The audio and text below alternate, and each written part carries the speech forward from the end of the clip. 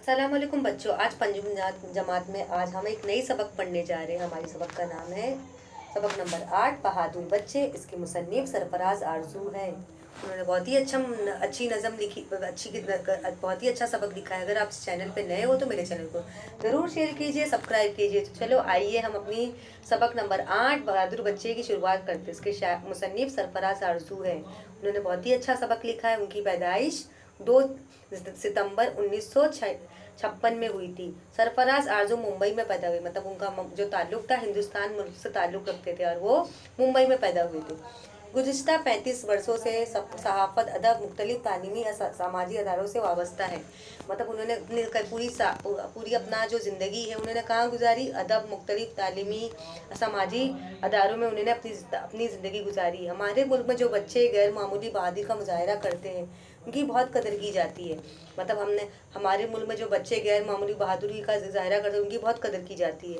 अखबारात में उनकी तस्वीरें छपती है, उनके कारनामों का जिक्र किया जाता है, आमाई जलसों में उनकी हिम्मत अफजाई की जाती है। इस सबक में मजबून निगान ने ऐसे चंद बच्चों के सच्चे वाक़यात बयान किए जिनकी गैर मामूली हिम्मत और साल बहादुरी की वजह से उन्हें सदर जमहूरिया के हाथों से इनामत नवाजा गया है।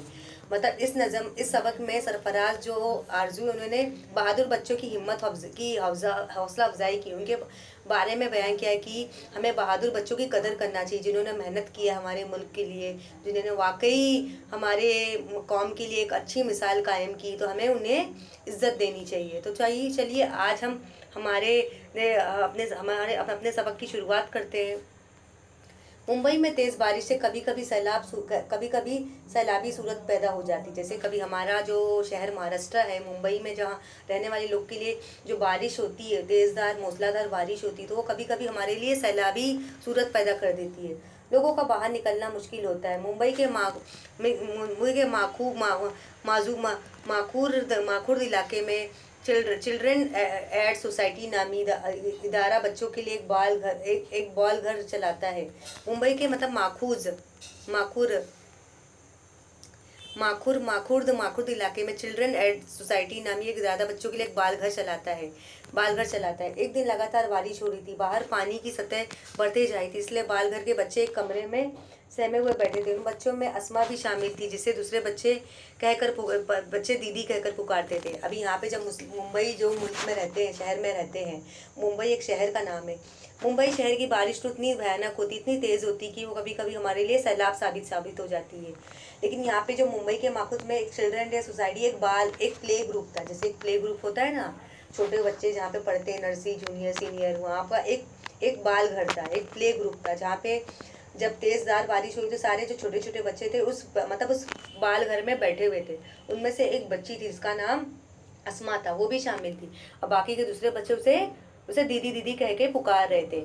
अस्मा को खदशा महसूस हुआ कि पानी अगर इस तरह बढ़ता रहा तो सब बच्चे डूब जाएंगे। मतलब उनके बाल घर में, उनका जो बाल घर था वहाँ पे इतनी तेज़दार बारिश हो रही थी कि उनका जो बाल घर था वहाँ पे आसपास मतलब पानी भर गया था। मतलब उसको ऐसा महसूस हो रहा था अगर यहाँ पे पानी बढ़ गया तो बच्चे सारे हमारे डूब जाएंगे। ये ख्याल आते ही उठ खड़ी हुई, उसने 2 छोटे बच्चों को कंधों पर बैठाया, कीचड़ भरे पानी में उतर पड़ी। उसे तैरना नहीं आता था।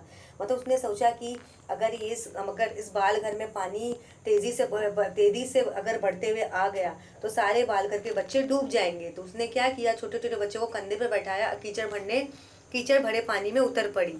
उसे तैरना नहीं आता था, उसके बावजूद गले तक ऊंची पानी में आहिस्ता आहिस्ता चलकर उसने दोनों बच्चों को महफूज मुकाम पर पहुंचा दिया। कि मतलब उसे तैरना नहीं आता, उसने 2 छोटे छोटे बच्चों को मतलब महफूज मुकाम पर पहुंचाया। उसे मतलब डर महसूस हो रहा था कहीं ये पानी अगर ज़्यादा ना बढ़ जाए तो सारे बच्चे बाल घर के डूब जाएंगे। अस्मा दूसरे बच्चों को ले जाने के लिए बार बार चक्कर लगाती रही। इस तरह उसने 40 बच्चों को अपने कंधे पर बैठाकर खतरे से बाहर निकाला। उसने क्या किया, 40 बच्चों को मतलब एक एक करके महफूज जगह में रखा। उसे डर था कि अगर बाल घर में पानी तेजी से अगर जमा हो गया तो सारे बच्चे डूब जाएंगे। यतीम खाने में पलने वाले इस बहादुर बच्ची ने हर बार अपनी जान को खतरे में डालकर दूसरों की जान बचाई, हर हिम्मत और कुर्बानी की एक उम्दा मिसाल कायम की।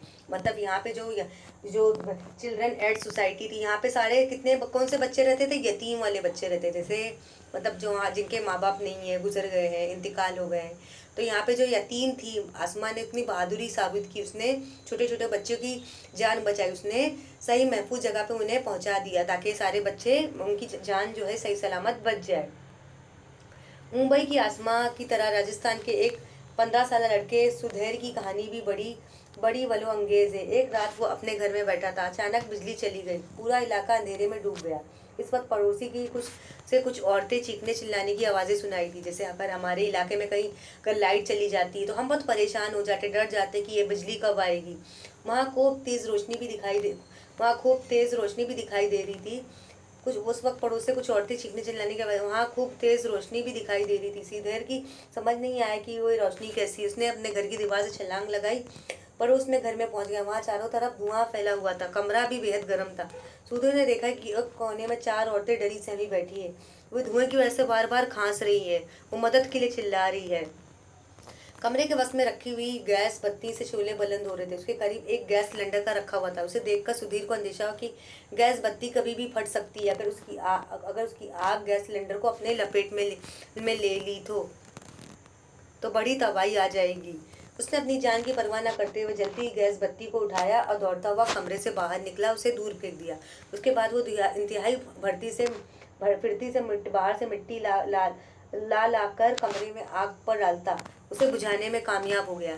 अभी यहाँ पे अगर जैसे किसी इलाके में, अगर हमारे इलाके में या किसी हमारे कोई बिल्डिंग में या घरों में आसपास पड़ोसी में लाइट जाती तो हम बहुत परेशान हो जाते कि बिजली कब आएगी।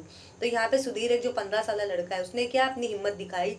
उसने देखा कि कुछ पड़ोसी में चिल्लाने की आवाज़ आ रही औरतें की, जहाँ पे खूब तेज़ रोशनी दिखाई। तो सुधीर ने क्या किया, खूब तेज़ छलांग लगाई और वहाँ पे वहाँ के कमरे में चला गया कि 4 औरतें डरी डरी सहमे लगी क्योंकि वहाँ पे आग की जलने की आवाज़, आग जली हुई आग नज़र आ रही है। अगर ये जली हुई आग गैस को छू ली तो बहुत उस गैस का सिलेंडर फट जाएगा, जिससे लोगों की जान चली जाएगी। तो उसने क्या किया, उस आग को कैसे बुझाया। उसने इंतहाई फुर्ती से गया और मतलब उस आग में मिट्टी डाली थी, जिससे वो आग बुझाने में कामयाब हो गया। उस दौरान वहाँ लोग भीड़ जमा हो चुकी थी। सब सुधी की तरफ तारीफ करने लगे। उसकी हाजिर दिमागी बहादुरी से न सिर्फ 4 औरतों की जान बच गई बल्कि पूरा मोहल्ला एक बड़े नुकसान से बच गया। मतलब सुधी ने क्या महसूस किया कि अगर ये आग फैल गई और सिलेंडर का बाटला फट गया तो सारे मोहल्ले वाले की जान चली जाएगी। तो वहाँ पे जब उसने सुधीर ने आग को बुझा दी और उसने आग बुझाने में कामयाब हो गया तो मोहल्ले वाले जमा हो गया। सुधीर की उन्होंने बहुत तारीफ की। सुधीर की ये बहादुरी क्या साबित हुई, उसने 4 औरतें की जान नहीं बचाई बल्कि उसने पूरे मोहल्लों से बड़े नुकसान से बचा दिया। बहादुरी के लिए कौमी इनाम पाने वालों में जलगांव के लिए एक तालिब इल्म संतोष का भी शुमार है। एक दिन संतोष अपने स्कूल से लौट रहा था। उसने देखा कि सड़क पर एक कार में आग लगी है। कार में 2 बच्चियां फंसी हैं। वो रोए जा रही है, जोर जोर से चिल्ला रही है। लोग खामोश तमाशा देख रहे। जल्दी ही कार के पास जाने कोई हिम्मत नहीं कर रहा था। संतोष उस भीड़ को चीरता हुआ आगे बढ़ा, अपनी जान की परवाह न करते हुए एक दरवाजे को खोलने में कामयाब हो गया। शोले में गिरी हुई दोनों बच्चियों को कार से बाहर निकाला। सारे लोग संतोष की बहादुरी पर सशर्द्रा कर रह गए। अब यहाँ पे एक और बहादुर बच्चे की कहानी बताई जा रही थी, जिसका नाम क्या था, संतोष था। वो जलगांव का तालिब इल्म था। उसने क्या देखा एक बार सड़क में कि एक कार में आग लग गई है और कार में 2 छोटी छोटी मासूम बच्चियां हैं, वो फंस गई। लोग सड़क पर तमाशा देख रहे लेकिन उनकी जान कोई नहीं बचा रहा है। तो संतोष ने क्या किया, अपनी जान की परवाह न करते हुए उसने कार के दरवाजे को खोला और वो कार में जो दो के दरवाजे को खोला और कार में जो 2 बच्चियां थी उनको बाहर निकाला और मतलब फिर उनकी जान बचा दी। मतलब उनकी बहादुरी, जो संतोष की बहादुरी की लोग तारीफ करने लगे। वाकई संतोष ने बहुत ही अच्छा काम किया। ये समझा ना जाए कि कुछ खास ही बच्चे बहादुर होते हैं। वक्त पड़ने पर बच्चा बहादुरी का मुजाहरा कर सकता है। जैसे आजकल हम जो हमारे सेलिब्रिटीज़ हो गए, एक्टर हो गए, स्पोर्ट प्लेयर हो गए, उनको हम ज़्यादा तवज्जो देते हैं। लेकिन हमारे इलाके में ऐसे बच्चे भी है जो हमारे लिए बहुत ही बहादुर साबित आते, तो हमें उनकी भी इज्जत करनी चाहिए। मध्य प्रदेश के स्कूल की 5वीं जमात में पढ़ने वाली अनीता भी ऐसी एक आम सी बच्ची है। एक रोज़ वो अपने 3 सहेलियों के साथ घर के करीब एक नाले के पास से गुजर रही थी। अचानक उसकी सहेली कोयता को जाने क्या सूझी कि पानी में उतर के खेलने लगी। सहेलियों से उसे रोकना चाहिए लेकिन उसने ना एक सुनी। खेलती रही। इतने में एक बड़ी लहर आई और कोयता को गहरे पानी में बहा ले गई। वो गुब्बारों में गौते खाने लगी। अनीता की सहेलियां मंजर देखकर घबराई, भाग बढ़ गई। मगर अनीता को गवान न हुआ कि अपनी सहेली की मौत के मुंह में उस तरह भाग जाए। उसने बेखबर पानी में छलांग लगाकर छांग छलांग लगा दी, नाले के किनारे आगे उगे हुए पौधों के एक हाथ से मजबूती से पकड़ लिया, दूसरे हाथ से सहेली का हाथ पकड़ लिया, पूरे ताकत से ऊपर खींच लिया। आखिर वो अपनी कोशिश में कामयाब हुई, उसने अपनी सहेली को डूबने से बचा लिया। अभी यहाँ पे मध्य प्रदेश की अनीता नाम की लड़की जो अपनी सहेलियों के साथ जा रही थी, रास्ते में जो उसकी एक सहेली थी, उसे कोयता को मतलब वहाँ पे नदी में खेलना था। तो जैसे वो खेलने के लिए गई तो वहाँ पे एक नदी का तेज बहाव आ गया जिसमें वो डूब गई। लेकिन अनीता ने उसकी जान बचाने की कोशिश की। उसने उसे तैरना भी, लेकिन उसने बहादुरी हिम्मत का सबूत साबित किया कि उसने तेजी से उसने तैरा और उसने अनीता की मतलब वो कोयता की जान बचा ली, उसे डूबने से बचा लिया। हमारे मुल्क में बच्चों की बहादुरी के ऐसे वाक़यात पेश आते रहते हैं। राजधानी दिल्ली में हर साल 26 जनवरी को योम जमहूरिया के मौके पर शानदार परेड होती। इस तरह की झंकियाँ दिखाई देती। इस मौके पर सदर जमहूरिया से इनामान हासिल करने वाले इन बहादुर बच्चों को खुसूसी तौर पर उस परेड में शामिल किया जाता है। मतलब हमारे मुल्क में ऐसे बहादुर बच्चों को ऐसे बहुत सारे वाक़यात पेश आते हैं। जो ऐसे बहादुर बच्चे हैं तो वाकई ऐसे बच्चों की हमें कदर करनी चाहिए, उन्हें बहादुरी पे उन्हें हमें हौसला अफजाई करना चाहिए। तो राजधानी दिल्ली ने हर साल 26 जनवरी, जिस दिन योम जमहूरिया वाला दिन होता है, उस दिन सारे बच्चों को हम अवार्ड देते हैं, इनाम देते हैं कि उन्होंने वाकई उनके परेड में शामिल किया जाता है कि उन्होंने वाकई अच्छा काम किया। उनकी बहादुरी के वाक़यात अखबार, रेडियो, टेलीविज़न के जरिए मुल्क के कोने कोने में पहुँचाए जाते हैं। मतलब उनकी बहादुरी वाले जो वाक़यात रहते हैं, किस्से रहते हैं, अखबार में शाये किए जाते हैं, रेडियो में बताते, टेलीविज़न में हम उसे तक पहुँचाते ताकि लोगों को पता चले कि वाकई हमारे इस शहर में वाकई बहादुर बच्चे हैं जो हमारे लिए बहुत उन्होंने हिम्मत से काम लिया है और बहादुरी साबित की है। इन वाक़यात से हर शहरी को दूसरे की शहरी की मदद करने, उनके काम आने की तरगीब मिलती है। मतलब ऐसे वाक़यात से मतलब वाकई जो हमारे नए जवान हैं उन्हें सीखने को मिलता है कि वाकई हमें ऐसे वक्त पर हमें लोगों की मदद करनी चाहिए। तो आइए हम मतलब बहादुर बच्चे के बारे में हमने क्या देखा कि ऐसे बच्चे भी हैं जो हमारे सोसाइटी में, इलाके में बहादुरी साबित करते हैं। हमें ऐसे बच्चों की इज्जत करनी चाहिए। अब इस सबक के हम मायने भी देखेंगे। खदशा यानी डर, खौफ, बलोला अंगेज, जोश दिलाने वाला, शशंद्र रह जाना, हैरान रह जाना, मुजाहरा, अमल करके दिखाना, गौते खाना, डूबना। तो अगर आपको मेरा सबक नंबर 8 बहादुर बच्चे पसंद आए तो मेरे चैनल को ज़रूर शेयर कीजिए, सब्सक्राइब कीजिए। शुक्रिया।